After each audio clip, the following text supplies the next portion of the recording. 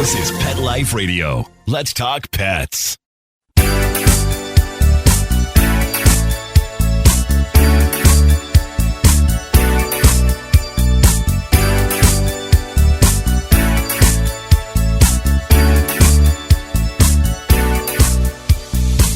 Hello, you're listening to Animal Party on Pet Life Radio, and it's me, Deb Wolfe, your host, and today I'm going solo, no guest. There's just been a lot in the news, so I thought I'd get my pile is, building the pile my cats like to sleep on of all the little stories I want to share on the radio, and I thought I better just clear some of these out before I have a guest again. So today we're going to talk about that, dogs and cats and what's been going on in the world. And of course, because Mother's Day is coming up, I'll give you a few pet Mother's Day moments. But to start with, I wanted to say that I thought it was really interesting that there was this big fashion show in 2023 in New York City, and the Met Gala. And they tried to honor Carl Lagerfeld, who had passed.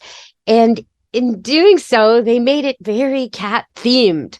Now, I'm not usually interested in fashion at all, but I found this fascinating, all the different ways they wove cat themes into the show. So if you're interested in that kind of thing, you might want to check that out. Very interesting. People dressed up as cats and cats woven into the designs and just a general feline-esque sort of a feel to the Met Gala this year. So I thought that was pretty cool. Okay, so going to the dog world. In 2022, the French bulldog, also known as the Frenchie, replaced the Labrador Retriever, upseated, took the lab off the throne of the most registered dog in America. Why do I do that noise? Because, well, it's kind of a mixed thing. I see why people like Frenchies. I do. And I'm sure the American Veterinary Medical Association is applauding this because they've now gone from a very low maintenance, very simple, hardly sees the vet dog to a dog that's there all the time. So congratulations to the Veterinary Medical Association. You now got number one dog, number one customer, all in one. Frenchies do come with some problems, some health problems, not quite as bad as some of the others. I mean, they're not the worst toy dog in terms of health, but you definitely want to get your vet insurance if you've got a French bulldog. Highly advise that. It will be well worth it in the end. With a lab, if the lab doesn't have hip dysplasia, the lab's probably not going to have much wrong with it its whole life till it's very, very old. And when it gets to be about 8 or 9 or 10, you want to start seeing the vet twice a year instead of once a year, just to make sure you're doing preventative care, treatment rather than emergency. Because so many of these things are really easy to catch and really easy to treat if caught early, and really expensive and difficult if not, when you get into an older dog. But basically, a lab is kind of like a wash and wear dog. I mean, it's got the repellent coat, and most of them don't have many skin issues. I will say, though, chocolate labs tend to have more sensitive skin than the black and the blonde varieties. So if you're looking for a real easy-to-own dog, go for a lab, or even better, a lab cross. There's so many of them in the shelters and the SPCAs, and they make amazing pets. There was a reason Labradors were the most popular. I mean, they're so easy to train. They're like the beginner dog. If you've never had a dog before and you want a dog that's going to be good with your kids, look for a dog with lab cross in it or lab. And that you can tell by the shape of the mouth a lot of times. It'll have floppy ears, even if it's a mutt, and it'll have a round shaped mouth, not a pointy shaped mouth. So when you look from above, if it looks like a shape of a V, like a wolf or a Malamute, that's a V. That's not a retriever. If it looks like a horseshoe, roundish, no corners, well, that's a retriever mouth, and that's the soft mouth. And that means that dog had some breeding for years from when we took them from, wild dogs and wolves and made them domesticated, had breeding that made it the kind of animal that would carry a wounded, dying duck without eating it or killing it. That has a mouth that's so gentle and yet strong that it can save people from drowning in the ocean. That's what Labradors did without making a mark on their skin. So that's the kind of dog you want for your kids. A dog who could take a pounding if they're in a wrestling match and they fall on him and nothing breaks. Unlike the little Frenchie, who might not be might be a little more delicate. And a dog whose skin and coat is made for all weather and easy to handle. On the other hand, if you want a little baby, you want a little dog to take on walks, and you want a dog that's welcome everywhere and is very inexpensive to feed and doesn't cost a lot to kennel, then a French bulldog might be your bet. Always friendly, always happy, always in a good mood. Nothing wrong with that. So, okay, next thing on the news, I wanted to talk about, okay, so this is really funny, and I'm going to tell you about it. So while we're on the commercial, if you want to Google it and look it up, you can see it. But there was a skit on Saturday Night Live in January, and the skit is called the Badminster Dog Show. So if you just type that in, the Badminster Dog Show, SNL, you'll find it on YouTube. Oh my gosh, it's so funny. It is so on. They've got the dog in the shaky category and a dog in a medical category. And they got all these dogs with major, major problems. One dog who will attack if it hears a beep. Another dog who has one of his body parts permanently outside of himself and needs to go to the vet regularly to have it put back in. I mean, variety of hysterical problems discussed on the Badminster Dog Show. So if you want to have a laugh, check that out. We're going to go to break, and when we come back, I'm going to tell you more. Well, I'm going to tell you about Viagra for dogs. Seriously? Yeah, seriously. It's not what you think. On Animal Party Pet Life Radio, stay tuned. How many of you have pets? My hand's raised. Now think about how lucky you are to have such a sweet little pet in your life, and that pet is lucky to have you too. But unfortunately, there are countless pets out there that don't have a home to call their own. However, Bob's from Skechers is trying to change that. So we developed Bob's for dogs and cats to help pets in need. With every purchase of adorable Bob's footwear or fun, stylish apparel, or even the cutest Bob's pet accessories, Skechers makes a donation to Petco Love to help save shelter pets. And with your help, we've already saved the lives of over 1 million pets and raised over $7 million.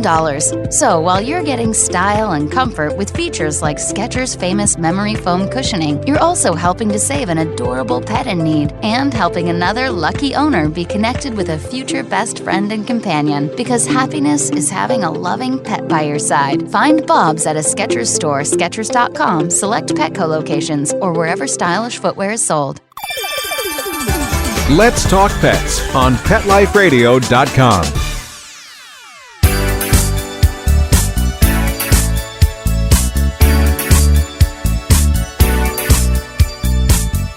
Hello, we're back on Animal Party Pet Life Radio. It's me, Deb Wolfe, from Camp Good Dog out here in the Pacific Northwest, just north of Seattle, just east of Vancouver in Canada.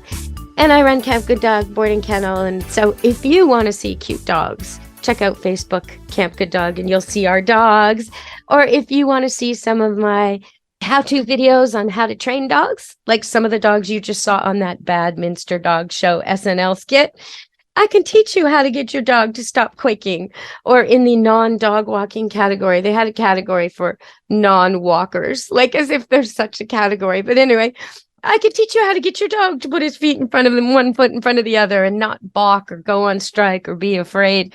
All of that's on my YouTube channel, Deb Wolfe-Pet Expert. But I wanted to just draw attention to the fact that I'm here in the Pacific Northwest because there's been some interesting research out of Washington State University nearby. And what they found, there's a terrible condition called, I'm probably mispronouncing this, but it's megaesophagus. And what happens is the esophagus in a dog overgrows, doesn't stop growing, and becomes ineffective at opening and closing. So the dog can't eat properly. The food doesn't go down to its stomach. It's closed. A lot of vomiting, regurgitation. Sometimes these dogs die from choking on their food. Sometimes they have malnutrition problems. Major, major issue for these dogs who have this disease.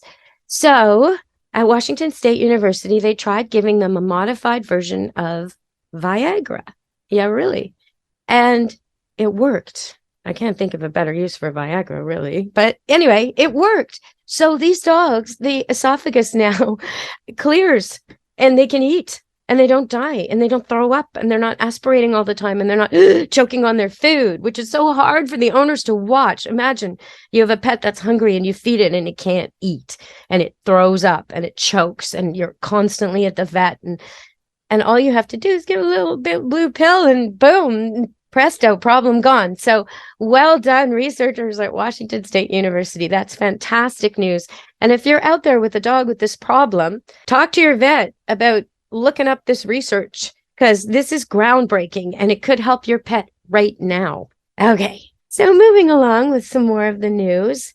I noticed that in the actual real life Badminster Dog Show, the winner this year was a Pekinese called Wasabi. And if you look at this dog, it's everything people who hate dog shows and criticize foo-foo dogs speak about. It's got massive hair. It looks like a pillow with a tiny little face in the middle. Beautifully groomed, lovely little dog.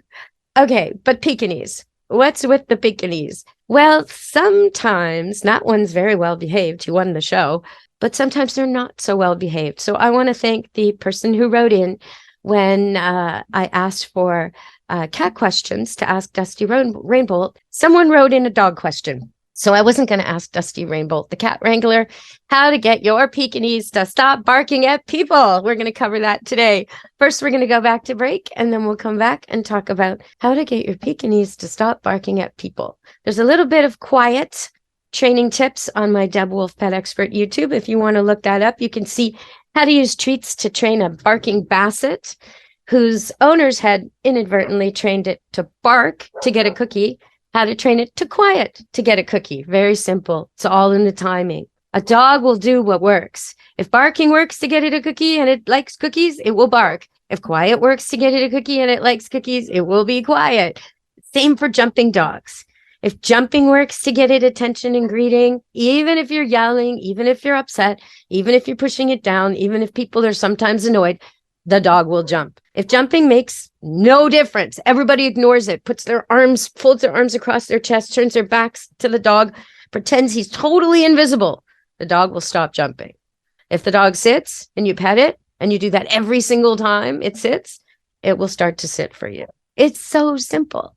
If you got a leash and a friend, you can train a jumping dog in a matter of minutes to sit, because sit works and jumping gets you ignored. Sit and you get the world. You get all the attention you could ever want. Cuddles and pets and treats and love. But if you jump, nobody sees you. Okay, the dog will stop jumping right away. Day one, even if it's been years.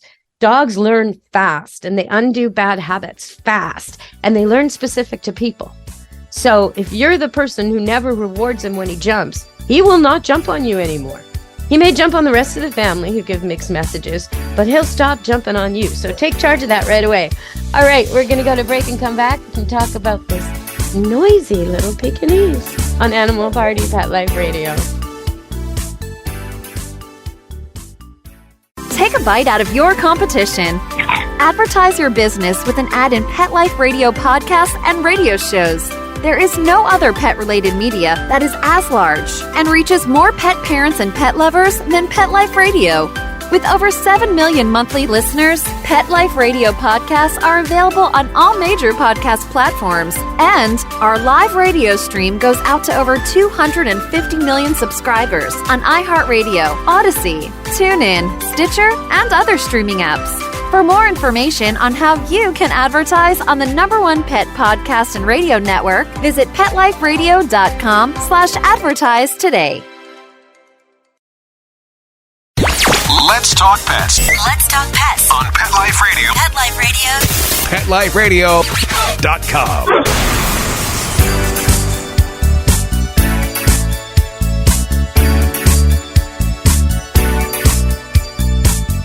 Hello, we're back on Animal Party Pet Life Radio. The noisy Pekinese. What's up with this dog? Okay, so why does this little tiny dog all the time when it sees new people, and maybe even familiar people, and maybe when it wishes to see people, and maybe when it's expecting that maybe people might come? I mean, the email really spelled out, this dog is a noisy dog. Well, we're talking about fear. That's what we're talking about. Okay, so if you're interested in this topic and you have a little dog that behaves in a way that people who hate little dogs find so difficult to tolerate, and you want to change it, check out the show I did with Darlene Arden. I miss her so much. She passed away.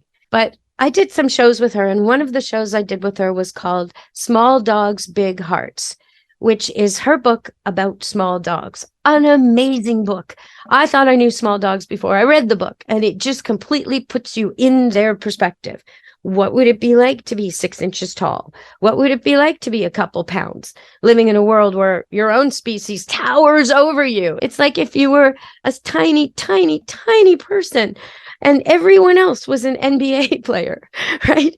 And that's just your own species. Never mind the humans who tower over the NBA players. I mean, you're just dwarfed in every sense of the word and made to feel little and vulnerable at all times. So you're a canine, you're a predator, but are you? Well, no, you're actually prey. Everything wants to kill you. The hawks from above, the bigger dogs, the coyotes. I mean, you are prey, even though in your heart and your blood, you're a predator. So you don't really know how to make that all work in this world as you go around tied to a leash, dragged through situations where feet are gigantic, boom, boom, boom, coming down, and you have to time everything so you don't get stepped on.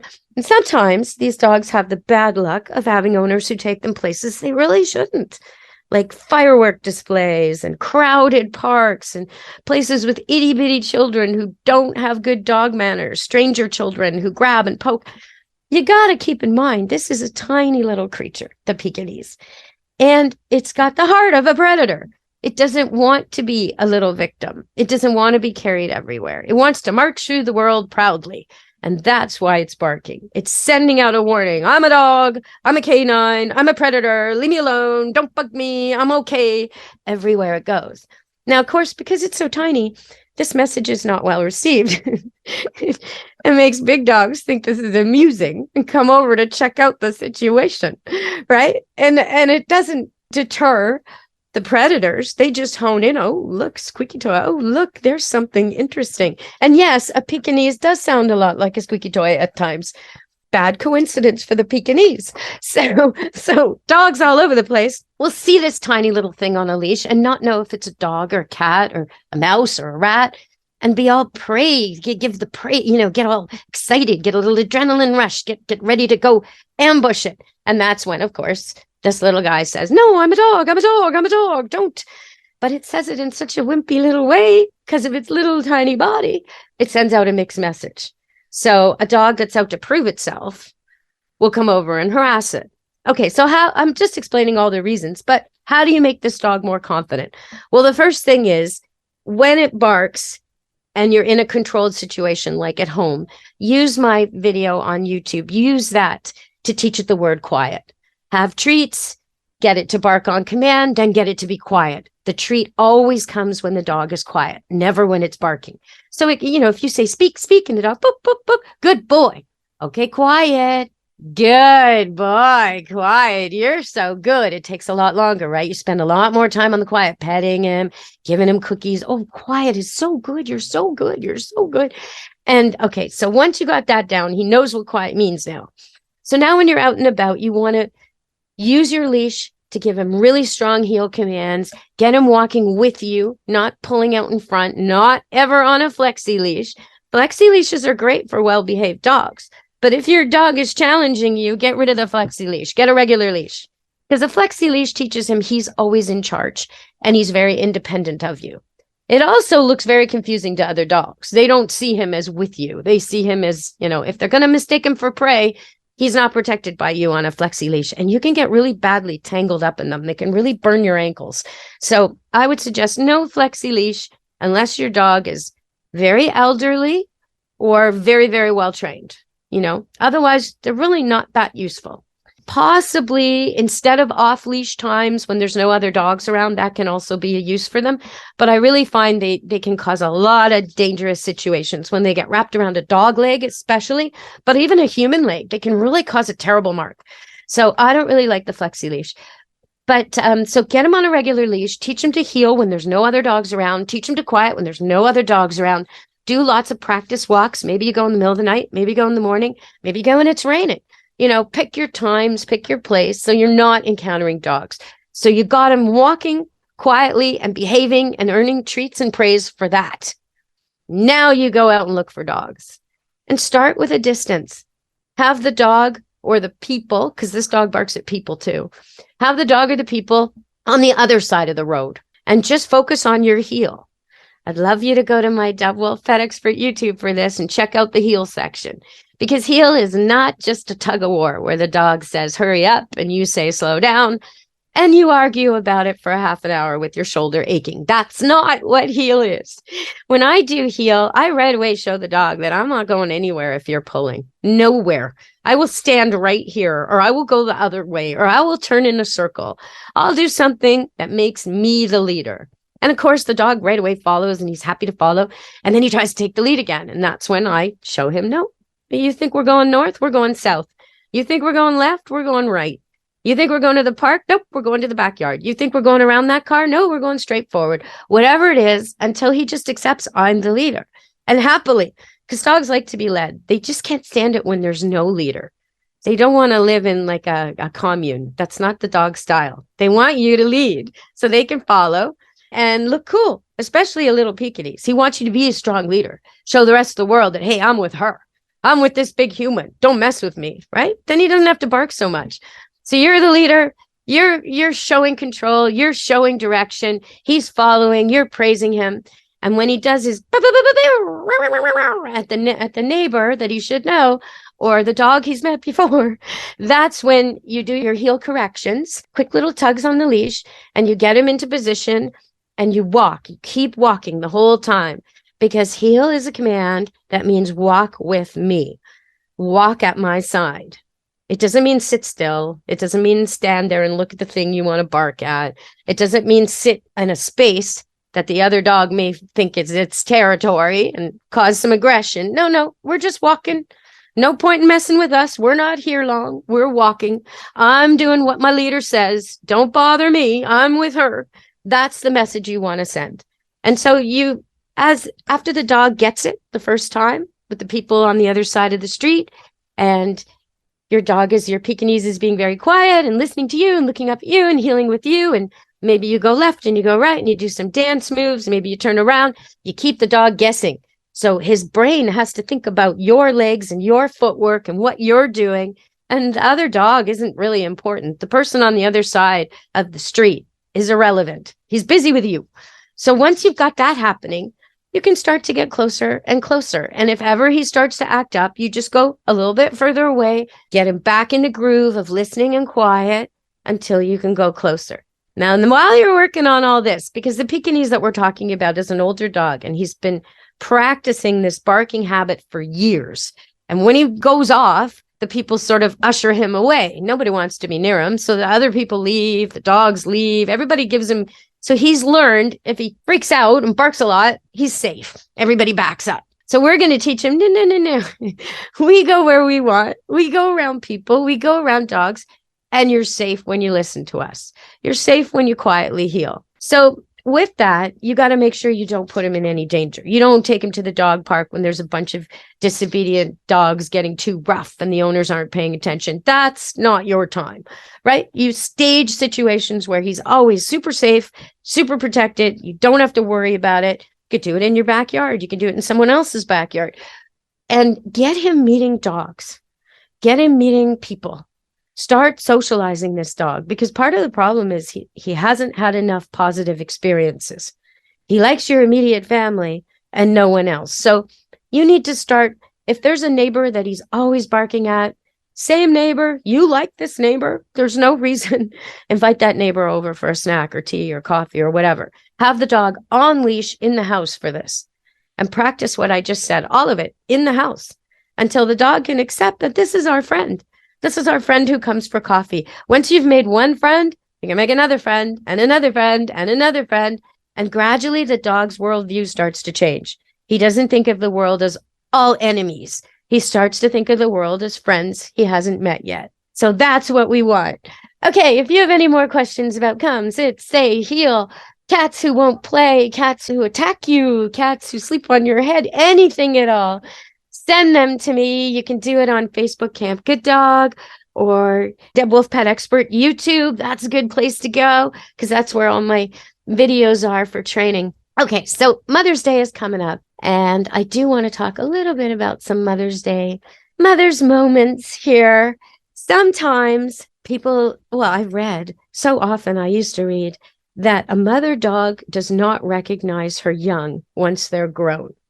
I've talked about this before on the show because it really bugs me when these sort of wisdoms get repeated and interpreted as facts, and there's no fact to it. That is absolutely incorrect. I call that one. No way. Wrong. Wrong, wrong, wrong. A mother dog most definitely recognizes her young when they are grown. I had a dog called Sophie, a golden retriever. She passed years ago. She was my first breeding dog in 2005. And she had golden doodles. And sometimes the golden doodles would grow to be bigger than her, especially the males. And sometimes they'd come back to my boarding camp years later, like 6 years, 7 years, 8 years. Every time she recognized them. It didn't matter how big they were or how long it had been. She would do the same thing with her puppies, whether they were little or big, and not with any other dogs ever. And what she would do is first, when she would greet them, so she'd get all excited when they came to the kennel. She knew before she even sniffed them. But when she got into the field with her grown offspring, she would groom them from head to toe. She would start with their eyes, clean their eyes, and then she'd clean their ears, and then she'd clean their head. And this grown dog, no matter how big or tough or old or whatever, no matter what his personality was elsewhere, he would stand perfectly still like a little itty bitty puppy with his eyes squinted shut and his head lifted, just in ecstasy. And she would lick his eyes and then his ears, and slowly move back till she'd licked him pretty much from head to toe, all along the back. She wouldn't do his legs, but she'd do all along the back, all the way to the nether regions. And that was her greeting for her pups. And I saw her do it over and over and over for years. So why is it kind of conventional wisdom that mama dogs don't recognize their young? Well, the same dog, Sophie, if she was with a new litter of puppies, newborns or 1 month olds, 6 week olds, even 3 month olds, even already weaned and running around puppies, but young, vulnerable puppies, she would not accept one of her grown offspring. So if I were to bring her down to the kennel to a different field, she'd do the same thing she always does, greet them like they're her little baby.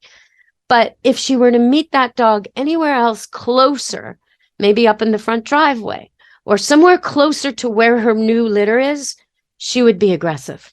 She will bark and growl and keep all grown adults away from her new litter, especially male adults that she doesn't know well. She may accept her mate or some of the dogs she's with constantly around her new puppies, but she's not going to accept one of her adult dogs who's just come back to visit because it's too risky for her, right? She doesn't know that they have good puppy manners or so her maternal instinct kicks in for the new litter above the grown puppy. But that doesn't mean she doesn't recognize him, because on the same day you can take her down to the field and she'll do that thing again. So I just wanted to reassure you all that mama dogs, they do know their offspring. And I would suggest that even distantly related dogs recognize each other, because I've had customers call me and Facebook me and text me, oh my God, I'm in the park and I just ran into a dog and da da da da da da. And it turns out they're not exactly related, but the mother of their dog is the half sister of the mother of that dog. And somehow these dogs are playing like litter mates, even though they've never met. Well, yes, there is a smell. There is a smell. There's a smell. And dogs have it when it comes to the sense of smell. They really, really know what they're smelling. If you have spaghetti on the stove, your dog is smelling every ingredient. He's smelling the tomatoes, the oregano, the basil, the pepper, everything in there. So when he smells another dog, he can smell the family link. There's no question about it. And so that's just a Mother's Day moment for you, a Mother's Day fact. And I guess we've run out of time today on Animal Party Pet Life Radio. I have so many other things. Well, next week, I'll have to tell you about the most popular dog names and cat names, and maybe why you should avoid those. You don't want to be out in the park calling Bella and have 11 dogs look your way and your dog ignores you because it knows that it's probably not for it. No. Try to come up with something nobody else is using. All right, everybody.